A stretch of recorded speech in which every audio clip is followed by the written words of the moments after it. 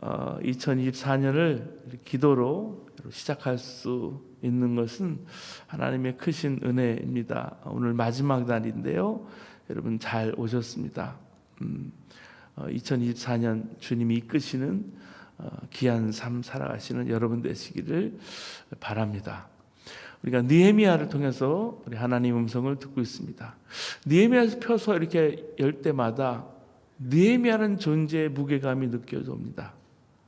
가끔 뻐근한 감동을 맛보곤 하는데 올해 느헤미야를 통해서 이제 말씀을 다시 준비하면서 저도 은혜를 많이 받았어요.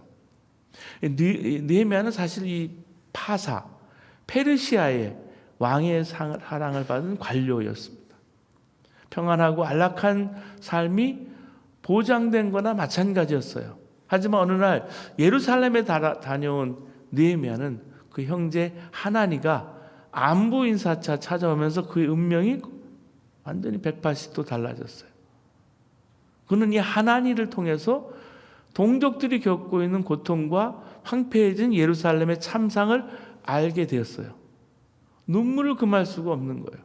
뭘 어떻게 해야 할지 알 수가 없었습니다. 하지만 이 마음 아픔이 그를 놓아주지 않았습니다. 이스라엘 전쟁이 지금 나고 있는데 이스라엘을 떠나 있는 많은 디아스포라 그 주이시들, 유대인들이 그 전쟁을 보면서 참전하는 걸 보죠. 왜냐하면 그들의 아픔이 그들을 부르기 때문에 그렇습니다. 마찬가지예요. 우리가 고국을 바라보면서 우리가 느끼는 마음도 그와 같을 거예요. 그러니까 느헤미야는 하나님 앞에 그 고국을 보면서 앉아서 울면서 기도하지 않을 수가 없었습니다. 그 마음 아픔이야말로 느헤미야를 부른 역사의 초대였고 궁극적으로는 하나님의 부르심이었던 셈입니다. 느헤미야는 왕에게 나가서 자기 아픈 것을 얘기해요. 그 마음을. 무너진 이 도성을 재건하는 일에 자기를 보내달라고 요구합니다. 왕이 허락을 받은 그는 마침내 예루살렘으로 가서 무너진 성벽을 재건하는 위대한 역사를 이루게 됩니다. 느헤미야는 사실은 공감의 사람이에요. Man of sympathy. 마음에 긍휼이 있었어요. 민족의 고통 한복판에 그래서 뛰어들 수 있었고요. 느헤미야는 그래서 기도했어요. Man of prayer. 자기 힘을 의지하지 않고 하나님 인도하심과 도우심을 받았어요. 그리고 느헤미야는 인내했어요. Man of endurance. 그래서 정말 공감을 능력을 가지고 기도하고 인내하면서 온갖 방해와 신을 끝까지 견뎌낼 수 있었던 것이 느헤미야예요.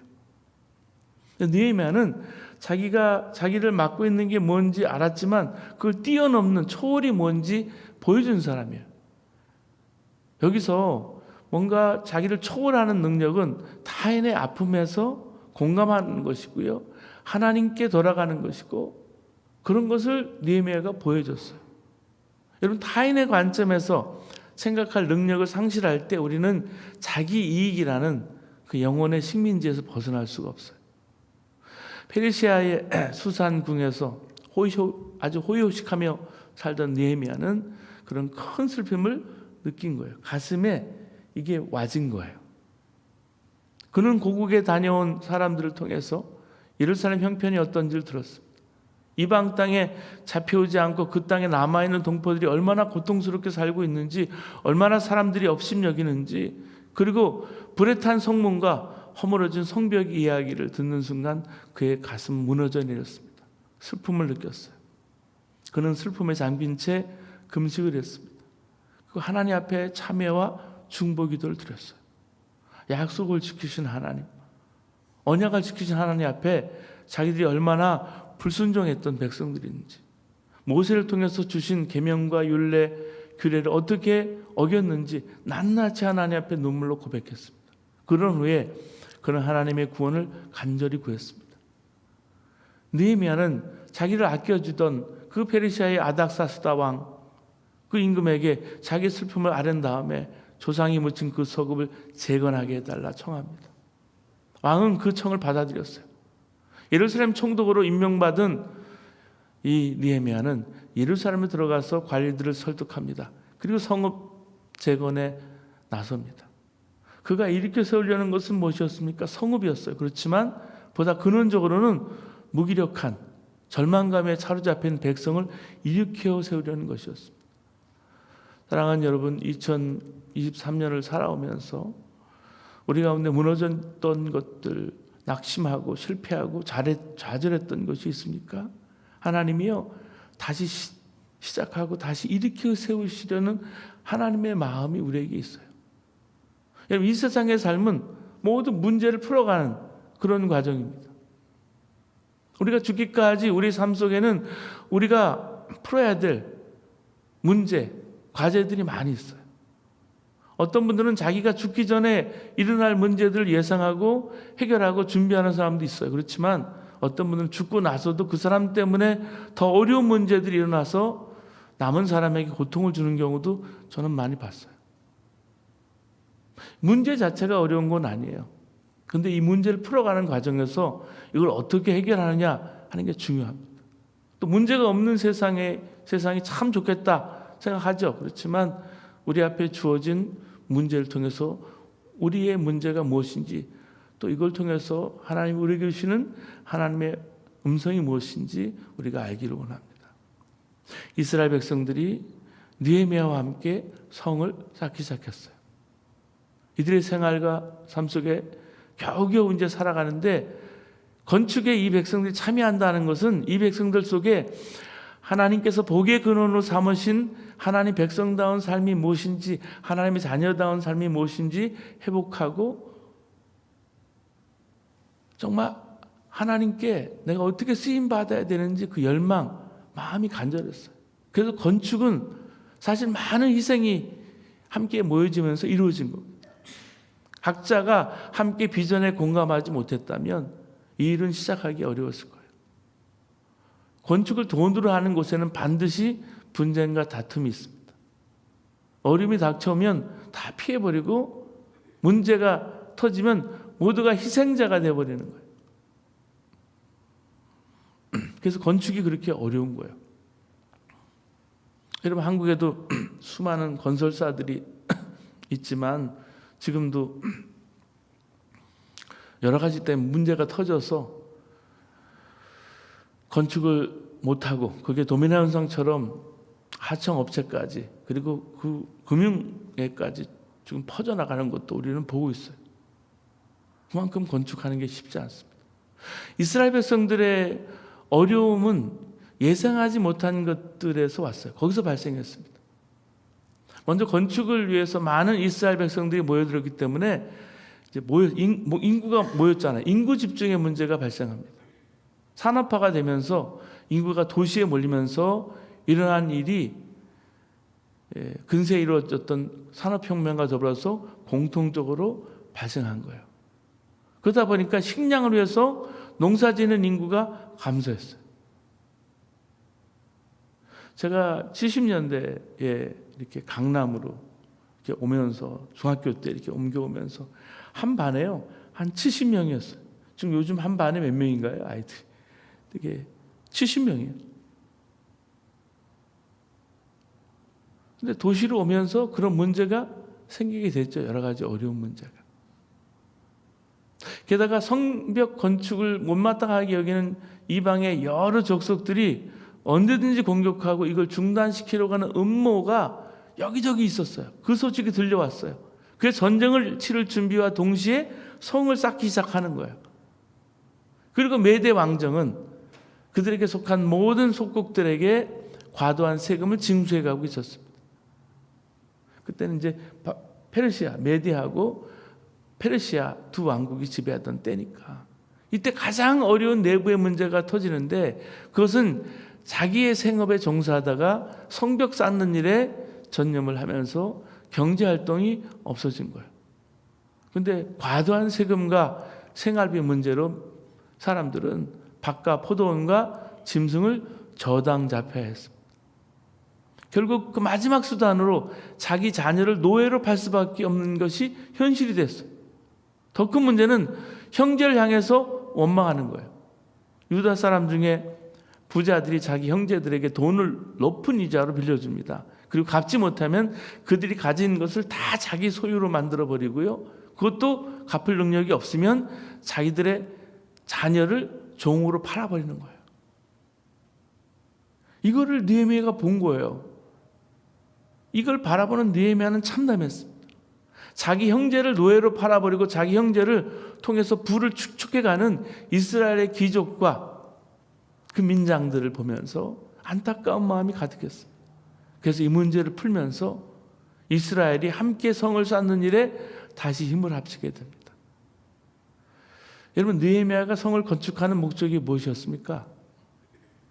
그것은 성을 쌓아서 백성들이 안전하게 자기 생업에 종사할 뿐만이 아니라 어렵게 사는 이방인들로부터,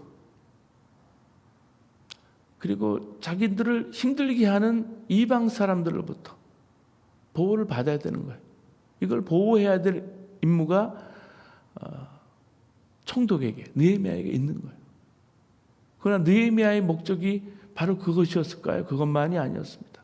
최종적인 것은 이스라엘 백성들이 회복하는 거예요. 공동체성이 회복되는 거예요. 성을 쌓는 일은요, 그 과정이에요. 하나님의 백성이 신앙을 지키면서 언약의 공동체로 믿음으로 서로 하나가 돼서 이 땅 가운데 하나님 나라를 만들어가는 거예요. 그래서 느헤미야는 너무 좌절되고 너무 분노가 한 거예요. 왜냐하면 이스라엘 백성들 마음과 삶 속에 하나님도 하나님의 백성에 대한 정체성도 의식도 없다는 걸 너무나 보았어요. 알았어요.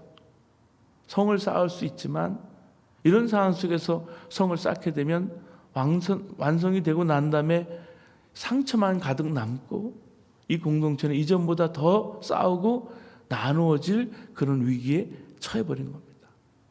자기 가족이 먹지 못하고 자식이 노예로 팔려가는 이 사람들의 가슴 속에 적이 생기기 시작했습니다. 있는 것들, 가진 것들, 이런 원망과 분노가 그 가운데 쌓여가고 있었어요.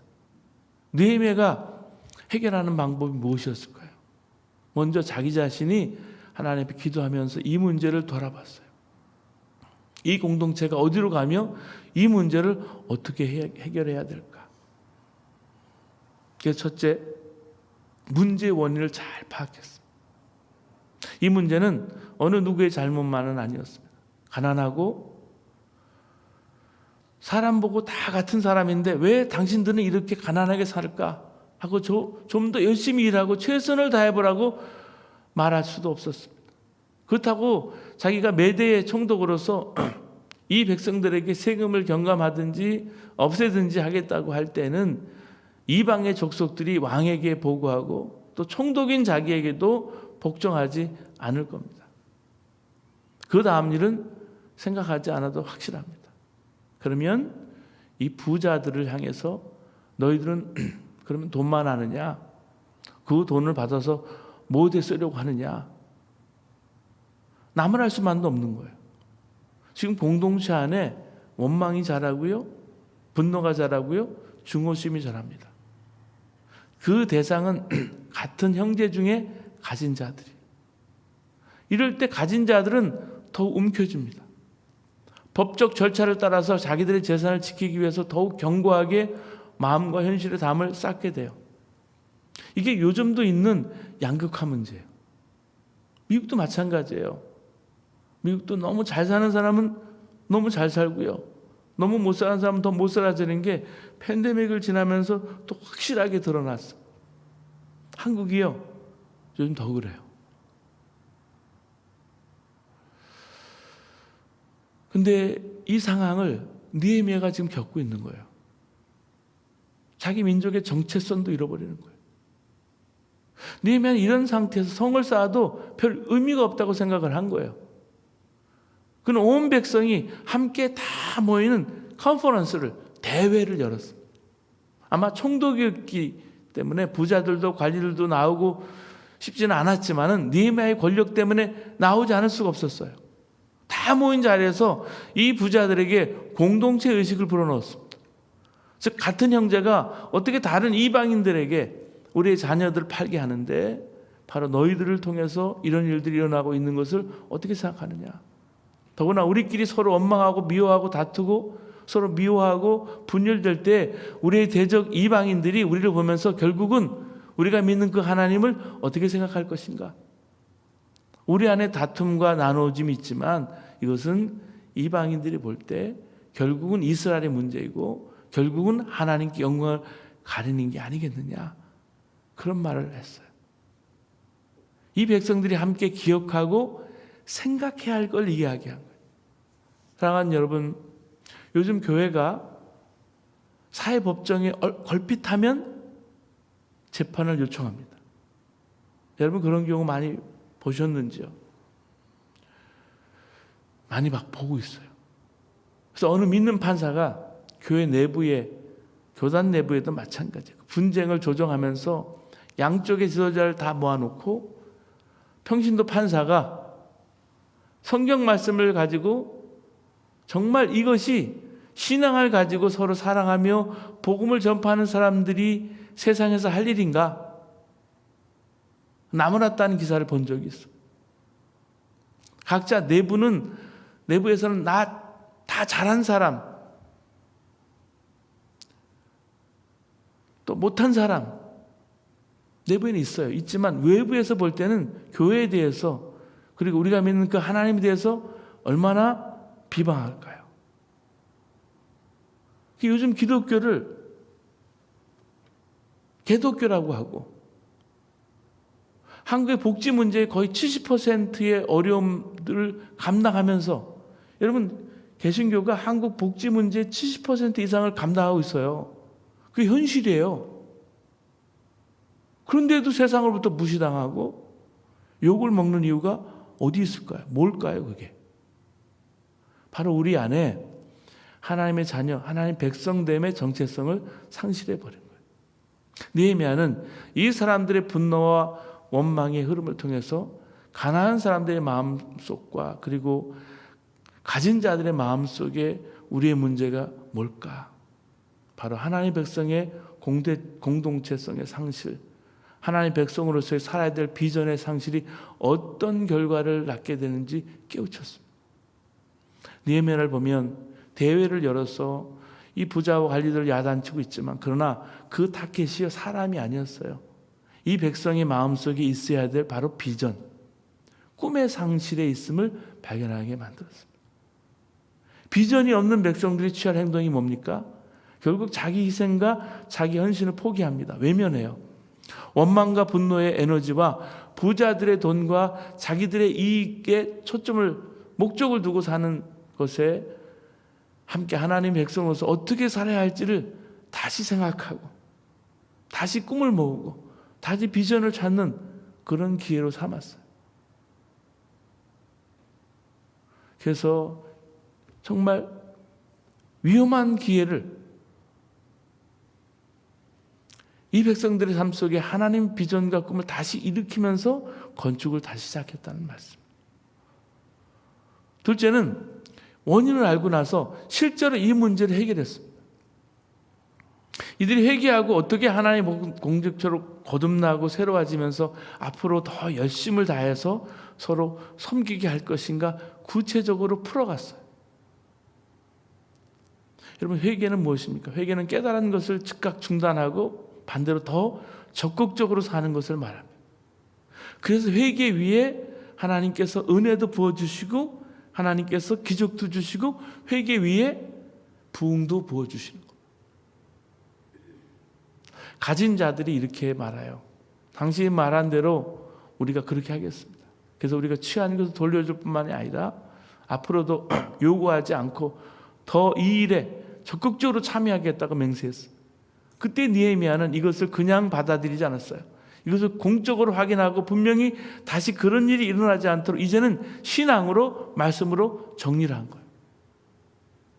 먼저 공적인 확인을 했습니다. 정말 무엇이 잘못된 것인지 이 백성들이 함께 공감하도록 공동 고백을 하게 만들었어요. 그 다음으로 사람들로 하여금 원망과 증오를 풀고 한 형제됨의 의식 속에서 사랑하는 마음을 갖게 했어요. 같이 그 마음을 같이 컴패션한 마음을 하나로 만든 거예요. 부자들은 구체적으로 자기들의 약속한 것을 지키도록 공적으로 다시 확인하면서 이렇게 하나님 말씀과 계명을 통해서 이 약속이 변하지 않도록 했습니다.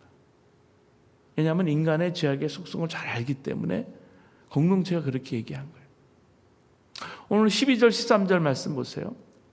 제사장들을 불러서 신앙적으로 맹세하게 한 거예요. 12절 13절 보면 부자들에게 있어서 돈은 참 소중한 것입니다. 하나님 섬기는 그 마음이 전제되지 않으면 이것을 내어놓고 희생한다는 게 참 어려워요. 또 돌아가 생각하면 옛 생각으로 돌아가요. 내가 옷자락을 떨치며 이르기를 이 말대로 행치 아니하는 자는 하나님이 또한 이와 같이 그 집과 산업에서 떨치실지니 저는 곧 이렇게 떨쳐져 빌지로다 하며. 이번 이스라엘 백성이 하나님의 율법을 통해서 표현하는 방법이에요. 예수님께서도 어떤 집에 가서 평강을 빌었지 않았습니까? 복음을 전할 때 받아들이지 않으면 그 옷을 털면서 나오라 그러지 않았어요? 이게 처음에 무슨 말일까 해서 옷을 털면서 나와라. 왜 그럴까요? 이 제도라는 것은 공적으로 확인하는 것이에요. 확인하는 것은 양심과 신앙을 지키는 열쇠입니다. 도둑은 열쇠를 잠그놔도 갖고 가잖아요. 근데 보통 사람들은 그런 마음이 있더라도 열쇠가 채워져 있으면 그 유혹에 빠지지 않아요. 느헤미야는 인간의 죄성을 안 거예요. 그리고 신앙 고백이 아니면 돈에 대한 유혹을 이길 수 없기 때문에 그리고 공적으로 선포해 두지 않으면 또다시 다른 이야기를 할 수 있고 결국은 더 큰 분노와 불신을 만들 수 있기 때문에 이렇게 대회를 열어서 하는 거예요. 그런 다음에 14절에서 19절까지의 말씀이 나옵니다. 이게 자신의 삶의 모습이에요. 자신이 이 부자들과 관리들 그리고 백성들이 보기에 자신이 취할 것을 취하지 않습니다. 그 이유가 뭘까요?